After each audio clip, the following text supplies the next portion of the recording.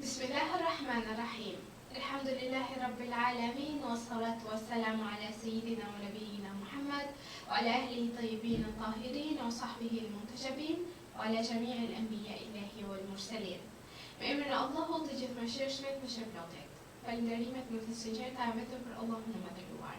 Paqja dhe mëshira e Allahut qofshin mbi profetin Muhammed, mbi familjen e tij të pastër, mbi shokët e tij të zgjedhur dhe mbi të gjithë të dërguarit e profetët e Allahut xhaleshahu. Të nderuar dëgjues dhe shikues, ju përshëndes me përshëndetjen e bukur islame. Assalamu alaikum wa rahmatullahi wa barakatuhu. Paqja, mëshira dhe begatit e Allahut qofshin mbi ju. Për ditën e sotme do të flasim rreth temës cili është udhëheqësi i urtësisë. Në çdo epokë, njeriu ka kërkuar të njohë burimin e urtësisë, atë dritë që ndriçon zemrën dhe e çon mendjen drejt së vërtetës. Urtësia nuk është thjesht dituria apo përvojë, por është fryti një zemre të ndriçuar me dritën e Zotit, një dritë që e udhëheq njeriu të dallojë të drejtën nga e gabuara, të bukurën nga e shëmtuara dhe të vlefshmen nga e kota. Ajo është udhëtimi i mendjes dhe i shpirtit drejt përsosmërisë, ku çdo hap i njeriu të mbështetet në mendim të thellë dhe drejtësi shpirtërore. Urtësia, të nderuar dëgjues dhe shikues, është si një burim që buron nga qetësia e besimit dhe përullësia e zemrës para krijuesit të gjithësisë. Allahu i madhëruar në Kur'anin e shenjtë e përshkruan urtësinë si një dhuratë hyjnore, që u jepet vetëm atyre që Allahu i zgjedh ata.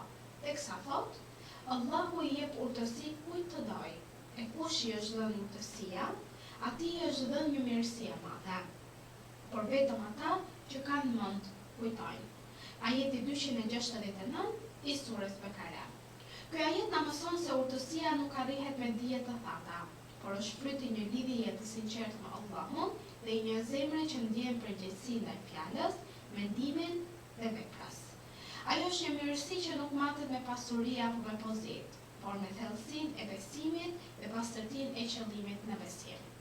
Udhëheqësi i urtësisë, sipas Kur'anit dhe haditheve të ardhura nga profetët e Ehli është ai që e njeh veten, e njeh Zotin dhe udhëheq jetën e tij me drejtësi, maturi dhe mëshirë të plotë.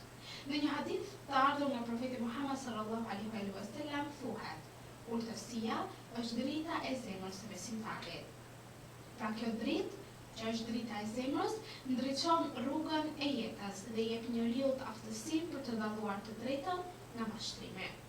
Kjo dritë nuk lind nga pasioni apo nga dëshira që mund të ketë personi, por nga devotshmëria dhe dashuria për të vërtetën.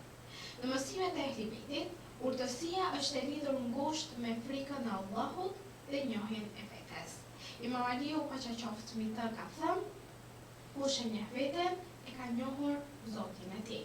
Pra kjo thënie madhështore tregon se udhëheqësi i urtësisë nuk është ai që sundon të tjerat, por ai që sundon vetveten e tij. Ai që arrin të njohë dobësinë e tij, që kupton varësinë ndaj krijuesit dhe që kontrollon pasionet e veta, ai është vërtet udhëheqësi i urtësisë. Sepse udhëheqja e vërtet fillon nga brendia e njeriut, nga mënyra se si ai e trajton shpirtin e tij dhe përmban egon. Imam Aliu paqja qoftë mbi të ka thënë: fillimi i urtësisë është frika ndaj Allahut. Pra kjo frikë nuk është frikë ndëshkimi, por ndjenjë dashurie dhe respekti ndaj madhështisë së krijuesit. Ai që ka këtë frikë ruhet nga gabimi, ndalet para padrejtësisë dhe vendon para çdo fjale e veprimi. Një njeri i tillë udhëhiqet nga urtësia, sepse zemra e tij është bërë streh e dritës hyjnore dhe çdo vendim i tij lind nga qetësia e mendimit dhe dashuria për drejtësinë. Allahu thot në Kur'anin e shenjtë, ku na përmend shembullin e Lukmanit, që ai quajti i urtit dhe thot: o biri im, mos i bëj shok Allahut, sepse shirku është padrejtësi e madhe. Ajeti 13 i surës Lukman, ku Lukmani këshillonte të birin e tij.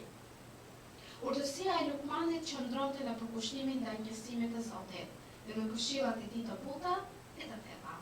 Ai e mësoi të birin të jetë mirënjohës, të jetë falës, të mos ecë me mendje madhësi dhe të ruajë zërin e tij, sepse çdo sjellje që buron nga përullësia është një degë e urtësisë.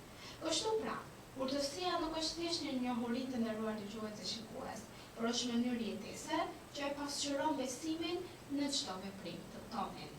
Në fjalët e Imam Hasanit paqaqoft mbi të thuhet: urtësia është zbukurimi i mendjes dhe heshtja është dera e saj. Pra heshtja në këtë kontekst është reflektimi, përmbajtja dhe pjekuria përpara se të flitet. Udhëheqësi i urtësisë nuk guxon në fjalë, por dëgjon, vëren, kupton dhe më pas flet me mençuri. Ai nuk gjykon sipas dukjes, por gjykon sipas drejtësisë. Ai nuk kërkon lavdi, por kërkon ndriçim të shpirtit. Në rrugën e besimit, urtësia është një udhëheqës që të çon drejt pendimit, të çon drejt faljes dhe përmirësimit të vetvetes. Një zemër e urtë e di se çdo sukses është prej Allahut dhe çdo dëshnim është një mësim për ta. Një njeri i urtë nuk i hakmerret, por fal, nuk mburret, por përkulet, dhe nuk e përdor fjalën për të lënduar, por për të ndërtuar urë midis zemrës së tij dhe të vëllait ose motrës së vet. Në këtë mënyrë urtësia shndrohet në dritë që ndriçon jo vetëm shpirtin e njeriu, por edhe mjedisin përreth tij. Në përmbledhje të temës për ditën e sotme, udhëheqësi i urtësisë është ai që udhëhiqet nga drita e Allahut, nga mësimet e profetit dhe të ehlibetit. Ai është njeriu që ka pushtuar veten përpara se të kërkojë të pushtojë botën, që e njeh të vërtetën përpara se të flasë për të dhe që e jeton urtësinë si frymë e përditshme. Ky është udhëheqësi i urtësisë. Është ai njeri që nuk kërkon të udhëheq me forcë, por me shembull, që nuk sundon me frikë, por me dashuri, që nuk e kërkon lavdinë e tokës, sepse është i lidhur me dritën e qiellit. Dhe kjo dritë është vetë udhëheqësi i urtësisë, fjala e Allahut e mishëruar në jetën e profetit dhe të pasardhësve të tij të pastër. Dhe në fund të temës për ditën e sotme, do doja t'ju thoja se kushdo që kërkon të bëhet udhëheqës i urtësisë dhe të kërkojë ndriçimin e zemrës dhe për ulësinë e shpirtit, sepse siç ka thënë dhe profeti Muhammed, kush vepron sipas dijes që ka, Allahu do t'i japë dije që nuk e ka ditur më parë. Dhe ky është çelësi i urtësisë, që çdo veprim të lindt nga dija, çdo fjalë nga sinqeriteti dhe çdo hap nga drita e Allahut xhaleshanhu. Qofshim në këtë rrugë të pandarë, qofshim për atyre të cilët dëgjojnë fjalën e Allahut xhaleshanhu, e zbatojnë në jetën tonë dhe përhapin sa më shumë në shoqërinë ku ne jetojmë. Në momentet të nderuar dëgjues dhe shikues, ju përshëndes me përshëndetjen e bukur islame. Assalamu alaikum wa rahmatullahi wa barakatuhu. Paqja, mëshira dhe begatit e Allahut qofshin mbi ju.